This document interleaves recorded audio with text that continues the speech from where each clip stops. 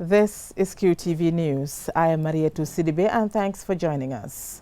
Now, the main local, international and sports news headlines. His Excellency the President delivered his State of the Nation address today and, as expected, the impact of COVID-19 was at the forefront. The National Disaster Management Agency is currently touring the country to assess flood and windstorm damage. As the world reels from the current pandemic, we look back to an even more deadly virus which hit the world and caused thousands of deaths in the Gambia. Officials of the Gambia Revenue Authority confirm there was a break-in at their headquarters.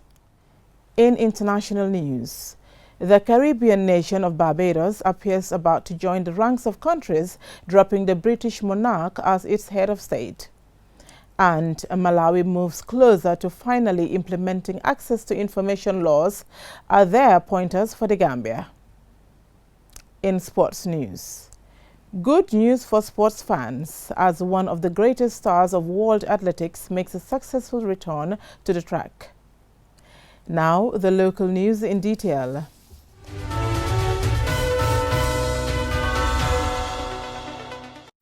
President Barrow says the impact of COVID-19 has hindered his government's high expectations for rapid progress. He made the statement as he delivers his fourth State of the Nation address since his election in 2016. Alusise reports. President Barrow arrived at the National Assembly to deliver a constitutionally mandated State of the Nation address, highlighting government's achievements and challenges during the year under review and plans for the coming year. Present at the event were former and current senior government officials, political party leaders, religious leaders and National Assembly members, among others. His address centered mainly on the challenges posed by the COVID-19 pandemic and its impact upon his government's aspirations as set out in last year's State of the Nation address. He says the 2020 address should be appreciated within the context of a unique global pandemic and a crisis of tragic consequences. The pandemic has disrupted all plans and dashed hopes and expectations. What is evident is that the Gambia, a small country, is not left alone to face the ravages of the pandemic as the whole world struggles to deal with the current and post-pandemic consequences. My government was optimistic of delivering on our promise of leading the nation to unprecedented economic growth and social regeneration in a democratic haven for all Gambians. Unfortunately, like other nations, we had to curtail certain economic activities, restrict movement, scale down work schedules, and finally declare a state of emergency. Economically, key revenue earning institutions have since been crippled, people grounded, and communities adversely affected. According to the President, the pandemic has impacted hugely on the economy and social life of the people. The loss of revenue, operational setbacks, and missed targets and opportunities President Barrow told Gambians are too obvious to require repetition in each sector report.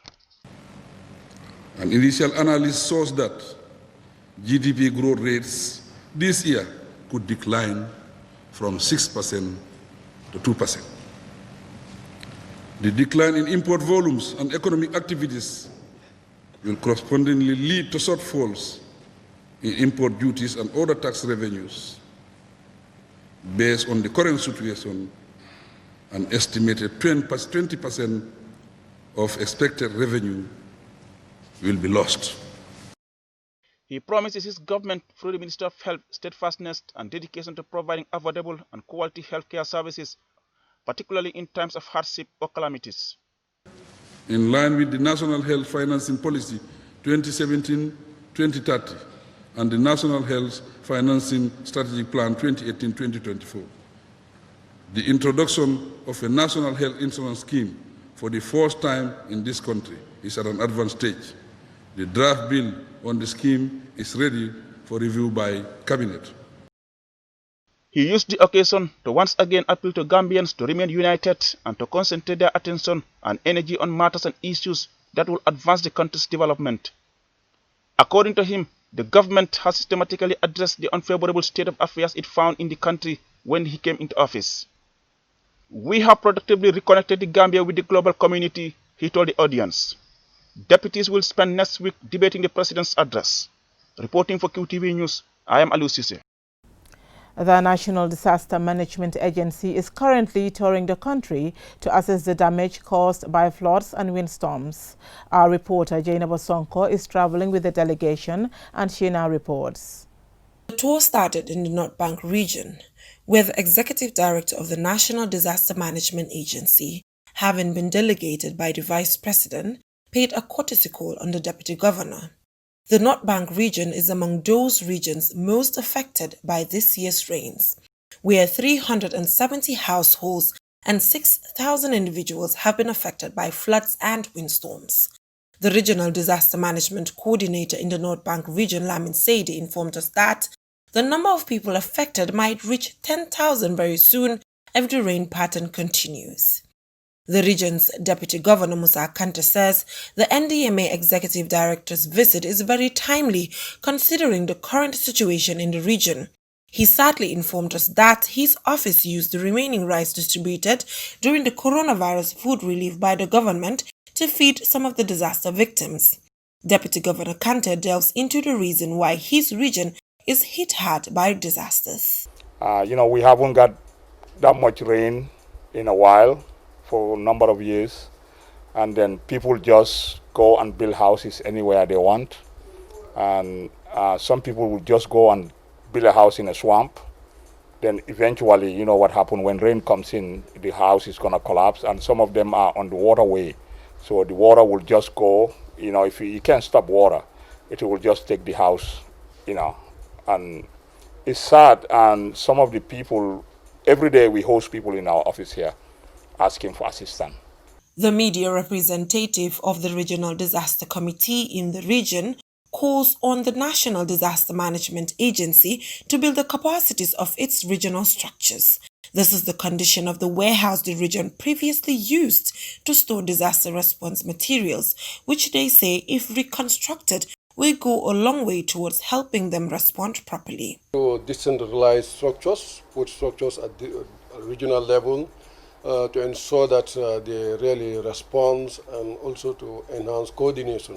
But notwithstanding, if you look at the regional structures, when disaster strike, people will always call on the committee or the disaster office for support. But in real time, there are no, contingency, foodstuff or building materials that are in place to really help families so that they'll be able to recover within a period of time. The Executive Director of the National Disaster Management Agency says disaster is not meant to be politicized. The reason why government in most cases become the second responder is government wants to make sure whatever support they provide reflect the real needs of the people. In many instances, you see when disaster happen, the politicians will come as first responder. Their primary objective is to get political capital out of disaster, and you never see them again. He stressed that the irresponsible cutting down of trees is one of the major causes of the current situation of the region. He added that the government has put aside a huge amount of money to respond to these disasters. However, when asked the amount, he said that the president might disclose that himself. A first assessment seems to indicate that a proper early warning system to keep citizens alert, as well as proper physical planning, are among the solutions to these yearly problems. Failure to put these in place will see these scenes repeated next year and beyond. Reporting for Qtv News in the North Bank region, I am Jaina Bosonko. As the coronavirus pandemic ravages the world, we look back to one of history's worst pandemics, the so-called Spanish flu of 1918, which infected a third of the world's population, killing 20 to 50 million people, out of which nearly 2% of Africa's population lost their lives. QTV's Momodu Lamin Choi has been finding out history of the virus in the Gambia, also on the African continent in general.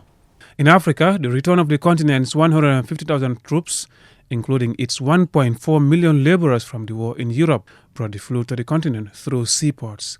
South African historians Howard Phillips names the Gambia as one of the 8 countries on the continent that were hardest hit by the disease in the wake of its second wave, as a result of being part of an extensive transport network being regularly traversed by large numbers of people such as soldiers, sailors and migrant workers. According to the British Colonial Medical and Sanitary Report of 1918, the disease arrived in the colony of Barbados, Gambia, from Freetown, Sierra Leone, through a ship which carried Europeans and deck passengers, the latter mostly Africans. By the 30th of August 1918, the European passengers began to develop symptoms, which later passed on to others, leading to an alarming spread across the country. While Barbados became the epicenter of the epidemic, land and sea transport in and out of the city was restricted to contain the virus. This measure failed to serve its purpose, as the coastal towns became the hardest hit in a matter of days. Surprisingly, it didn't work.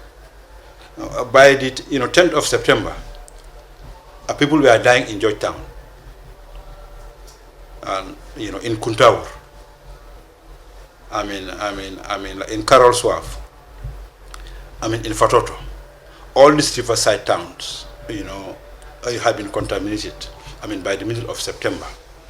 Unlike the 14 days incubation period of coronavirus, signs and symptoms of the Spanish flu could emerge between 1 to 3 days, having the potential to spread like wildfire in a dry season. Like the coronavirus pandemic, frontline workers suffered most from the devastation of the flu. In less than 2 weeks, trade and government business went into stagnation as there was no one to carry on. At the medical corps, we had only 2 medical doctors and 5 nurses in the entire country, and all of them contracted the Spanish flu. So in fact, the Royal Victoria Hospital, was closed for a brief period because there was no doctor. They all fell sick. Mortality rate was high among the young people around the world. In Africa, a response to a disease without vaccine attracted similar measures to once exercised during the COVID-19 pandemic. Schools, churches and mosques were closed, while physical distancing and face mask wearing encouraged, and suspected cases put in quarantine. In just 6 months, 2.5 million people, nearly 2% of Africa's population, lost their lives to the virus. The disease did not take more than 4 weeks to abruptly vanish in the Gambia, leaving nearly 8,000 deaths, including Europeans and the local population. A weak healthcare system with 5 nurses and 2 doctors who became one of the first victims of the flu. One could imagine why the colonial administration failed in its response strategies.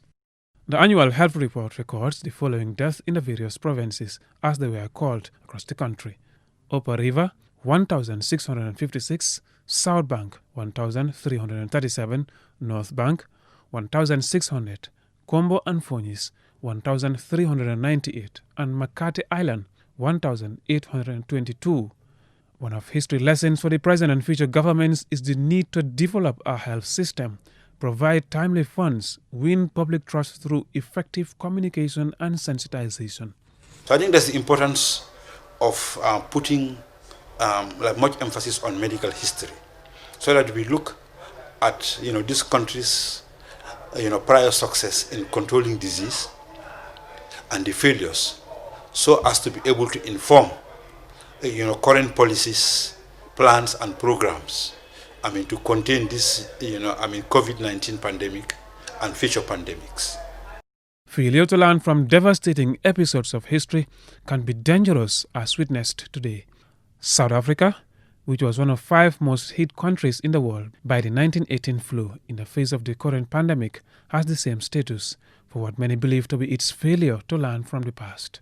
Though our colonial masters carry much of the blame, our failure to learn from history's bitter lessons could contribute to our present and future problems.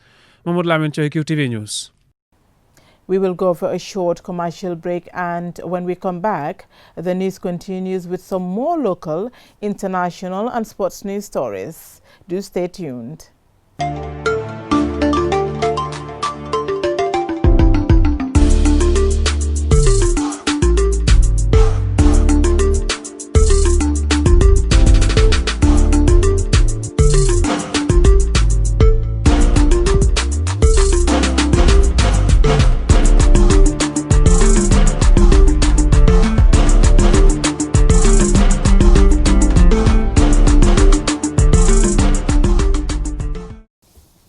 Welcome back. Authorities at the Gambia Revenue Authority have confirmed that there was a break-in at the GRA headquarters last week, but deny social media reports that millions of dollars were stolen. Babukar C has the rest of that story. Reports on social media allege that millions of taxpayers' money was stolen when burglars broke into the building last week. According to the GRA officials, the incident did happen. Not a single dollar has gone missing. This is not about GRA money or revenue getting lost or stolen. This is burglary that took place at the office of the Deputy Commissioner General and Head of Domestic Taxes. That happened last week, Thursday, on the 10th. And it was in the morning of Friday, the 11th, when he came to work, that he discovered that the office was turned upside down. Computers were stolen, the TV was stolen, and a safe where he keeps some personal information. Nothing more. Mr. Ba was also quick to state that no money is kept at the GRA headquarters. Thus, reports on social media that millions of dollars are stolen are false.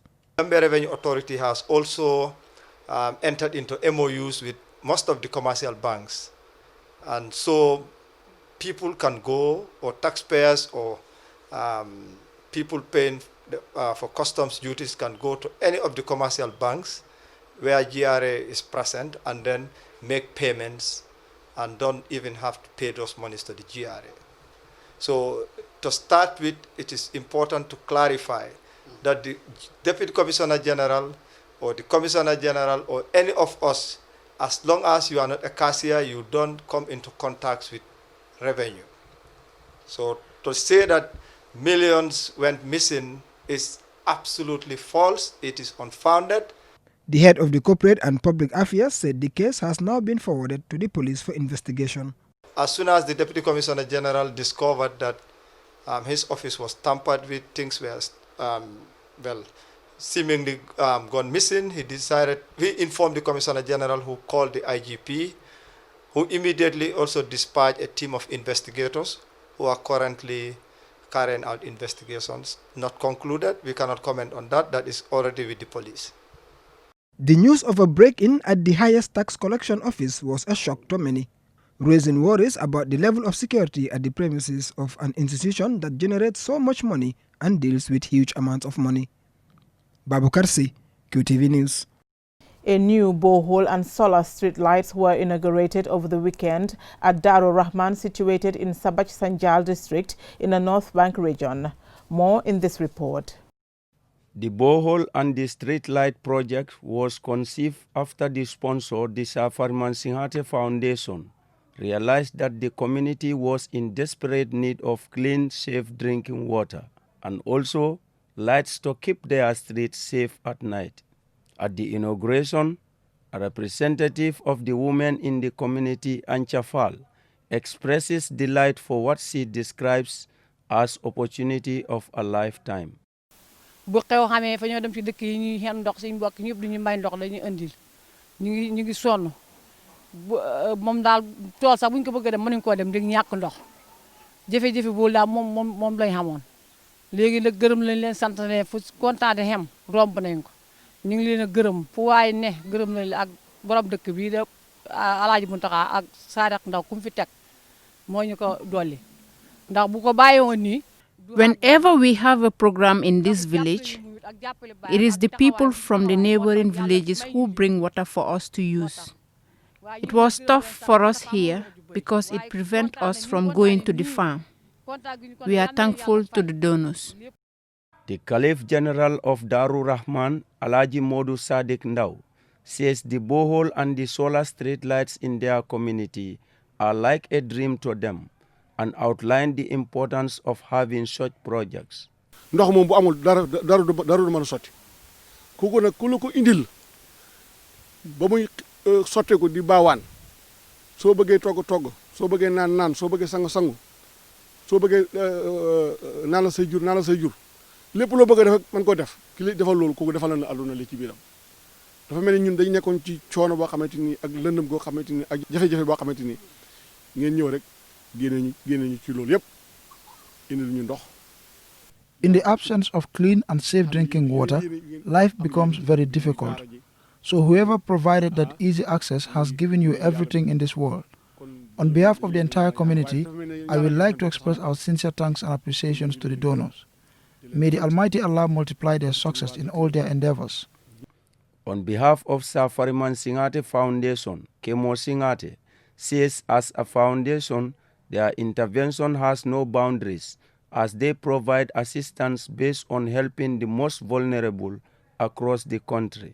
As members of Safariman Singate Foundation, we are very much delighted to come and inaugurate this borehole and street lights in the community of Darul Rahman. As part of the aims and objectives of the foundation, which is to continue the legacy of the late Governor General Safariman Singate. We are thanking A-Tech Company for their great work and sacrifice to complete this great project in Darul Rahman. The Safariman Singate Foundation is formed in memory of the first Gambian to be made Governor General, Safariman Singate, who held that post from 1966 to 1970, when the post was abolished as the nation became a republic. He also contributed immensely in many areas of national development. For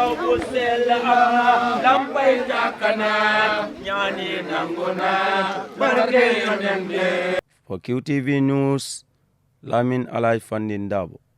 We will take another short break and we continue with international and sports news when we return.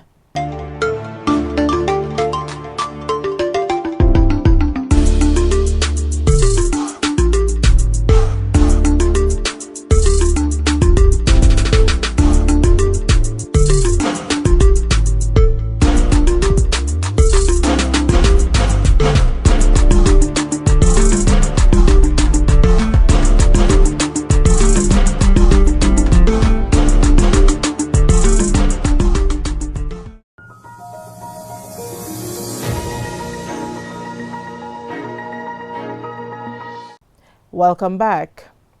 Now for some international news. The Caribbean island of Barbados will become a republic and ditch Queen Elizabeth II as head of state by November 2021 to coincide with the country's 55th independence anniversary. Lolly M. Kamara has more. The former colony has been independent from the UK since 1966, but kept a formal link with the monarchy and Queen Elizabeth II as a legal and practical but non-political ruler. After 20 years of discussion, Barbados has started the process of fully cutting its ties with the British monarchy and Queen Elizabeth II and becoming a republic with its own head of state. This is according to the nation's Governor-General Sandra Mason, who delivered a speech on Tuesday on behalf of the country's Prime Minister, Mayor Motley. The plan has been suggested several times in the past, and this time it coincides with the Black Lives Matter movement, which was sparked by several killings of black people by police in the U.S. And the Prime Minister said the time has come to make decisions fully on our own, adding it is not a divisive decision that is reflective of any break with the monarchy or any disrespect. In fact, it is quite the opposite. We have an excellent relationship with the United Kingdom, with the royal family, and we believe that the time has come to boost the confidence of our people. According to the Prime Minister, Mayor Motley, she wants to give confidence to young Barbadians to feel it is possible for them to aspire to key positions like head of state. Ms. Motley confirmed the Barbados government is yet to speak directly with Buckingham Palace, but said she believed the British people would support Barbados. Draft plans for how the country will elect its first president and the different roles of the president and the prime minister are in place, but will be thoroughly reviewed before a final version is put into action. Reports say the Prime Minister will remain the head of the Barbados government and the President will take on ceremonial functions similar to the current Governor-General's role. Buckingham Palace and the Britain's Foreign Office responded saying, "This is a matter for the government and people of Barbados." Barbados will not be the first former British colony in the Caribbean to become a republic. Guyana, Dominica, Trinidad, and Tobago all did so in the 1970s. The Queen is head of state of 16 countries that are a part of the Commonwealth realm, including the UK, as well as Australia, Canada, and New Zealand, as well as several island nations in the Caribbean and Indian Ocean. The step about to be taken by Barbados is one the Gambia took in 1970 when it became a republic. For QTV News, Lolly M. Kamara. The government of Malawi has taken a step towards finally implementing an access to information law some 4 years when the bill was passed by the parliament. Media practitioners and officials welcomed the decision after it was officially stated by the information minister. There are echoes of what might happen in the Gambia. More in this report. The Access to Information Law was passed in 2016 by the Malawi's National Assembly and was later approved by the former president, Peter Mutharika, in 2017. However, since then, the law was never applicable or operational. Media practitioners fully stated that the implementation of the law will help provide easy access to information without interference and the public will be fully informed. Gospel Kazako, the government spokesperson in the administration of President Lazarus Chakwera, told broadcaster VOA that the effective implementation of the law will make government and public institutions accountable and transparent, and there will be a lot of discipline in how government conducts its business. Teresa Nanga, chairperson for the Media Institute for Southern Africa in Malawi, said the move will help the media and members of the public seek, receive, and impart information with legal backing. Sometime in 2018, the Institute warned that legal action will be taken if the government fails to implement the legislation, which seeks to give people smooth and easy access to public information. Government spokesperson Kazako said measures are already in place to ensure smooth and full implementation of the law from September 30th. Meanwhile, here in the Gambia, access to public information, particularly for journalists, remains difficult and was especially a problem with the previous government. The bill put to Gambia's National Assembly provides that every person, particularly journalists and researchers, have a right to access certain types of information from a public body after making a request in writing to information officer of the concerned body. As a result, the bill provides that suitably trained information officers are appointed at all public bodies. Once passed, it will compel all public bodies to create, keep, organize, and maintain its information in a manner which facilitates access to information. In December 2019, the former Attorney General and Minister of Justice, Abubakar Tambedu, tabled the Access to Information Bill to the parliamentarians for scrutiny.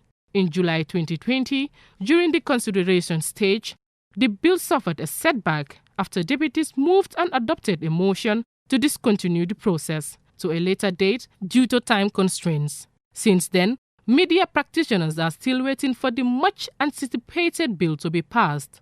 Many other African countries, including Sierra Leone, have passed similar laws, but all habits die hard and it has proven difficult to get information requested. Ajibintu Drame, QTV News.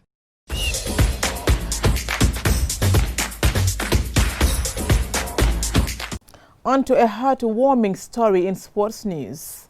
South Africa's Olympic 400 meters champion and world record holder Wade van Niekerk returned from injury on the international stage with a victory and said he almost forgot how to race again. This story by Alhaji Ahmad Cham is narrated by Momodu Gajaga. The world record holder in the 400 meters won at a meeting in Switzerland in his first competitive race outside his homeland since taking gold at the 2017 World Championships in London.